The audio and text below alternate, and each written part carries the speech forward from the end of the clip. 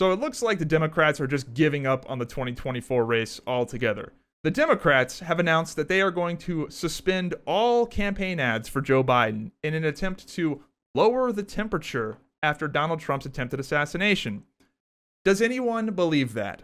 First of all, they're still openly calling him a threat to democracy and that he's going to make himself a dictator on their official channel. So first of all, they're not lowering the temperature at all. Number two, their mega donors are pulling out. They're lowering the temperature is just them saying, we're done with 2024. We're not going to spend a bunch of money on Joe Biden. He's going to lose. Let's save our money for 2028. Joe Biden's cooked. Not only are the mega donors pulling out, some of them are going on a tour around various talk shows, just throwing Joe Biden under the bus. One of them, Abigail Disney, the heiress to the Disney fortune, is just flat out saying, we're not going to give you money if Joe Biden is the candidate. And Joe Biden is the candidate. And Joe Biden is very beholden to these mega donors because he has zero grassroots support. Never in my entire life have I seen a Joe Biden bumper sticker, a Joe Biden shirt, a Joe Biden sign. I don't know anyone in my entire life that is enthusiastic about Joe Biden. All of the Joe Biden voters are just captives. They have no other choice. Nobody is actually excited about Joe Biden. Say what you want to about Bernie Sanders. He got millions of people to donate $10 to $15 of their parents' money to his campaign. Joe Biden doesn't have that. Nobody's given Joe Biden money except for the corporations and the mega donors. That's all he has. So if they're pulling out, he is done. And say what you want to about Donald Trump, but at least he has fans. Like, yeah, a lot of people don't like him, but there are a lot of people that do. People buy his merchandise. People are excited about Donald Trump. Nobody's excited about Joe Biden. Now, some of you are probably saying, that's fine. They're just going to replace Joe Biden. No, they won't. Why? Joe Biden didn't go anywhere. He is stubborn as fuck, and he got out of that news cycle where everybody was throwing him under the bus. Now that Trump got shot, that's the thing everybody's talking about. So he is going to skate by, and the more time goes by, the more he's cemented in this race. And most importantly, he's cemented in this race because nobody else wants to jump in. 2024 for any other candidate was already a long shot. It was already kind of a Hail Mary to replace Joe Biden. Now, it's impossible. You will lose if you replace Joe Biden. And do any of these candidates want to be known as the guy that got blown the fuck out by Donald Trump?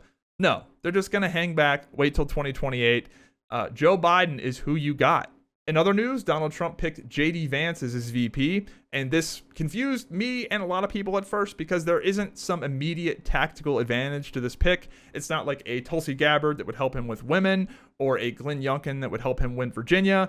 It seems like Donald Trump picked J.D. Vance for two reasons. One, he likes the guy, and I guess he thinks other people will start to like the guy as they learn more about him, and he's got a good story that is very marketable, honestly. Donald Trump, the marketer. And number two, he's a great debater. J.D. Vance will absolutely massacre Kamala Harris in a debate. Your local gas station attendant would demolish Kamala Harris in a debate. But J.D. Vance, from what I've seen on YouTube, quite the debater. Kamala Harris, not. Kamala Harris, MSNBC thinks Kamala Harris is going to mop the floor with J.D. Vance. There were a lot of people that were calling for Joe Biden to step down, and in the same breath were not saying that the person next should be Kamala Harris. And I wonder why.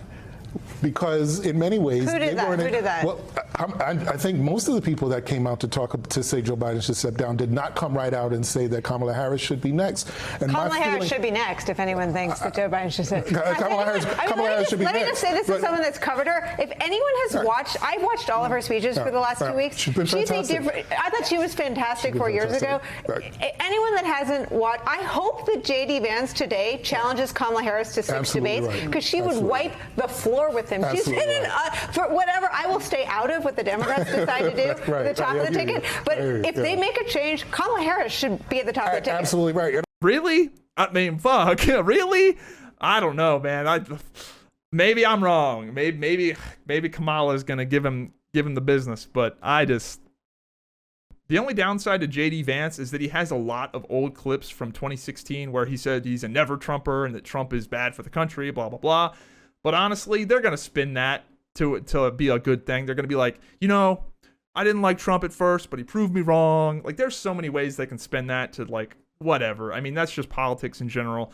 I mean, fuck, Kamala Harris called Joe Biden racist right before she made him his VP. So I don't think too many people really buy into that stuff, and they can definitely spin that. So I don't think that's that big of a deal, but whatever.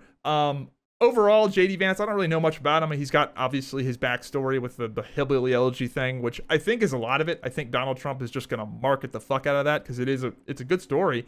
And I think he just likes the guy. And personally, I like that he's a young dude. I like that we don't have some geriatric in there.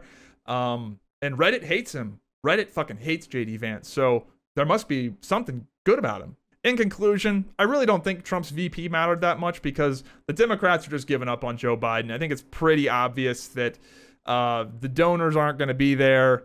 The enthusiasm's not there. The media's turning on him. And there is no replacement that wants to jump in front of Trump's, iconic fucking raised fist in the air, bloody face.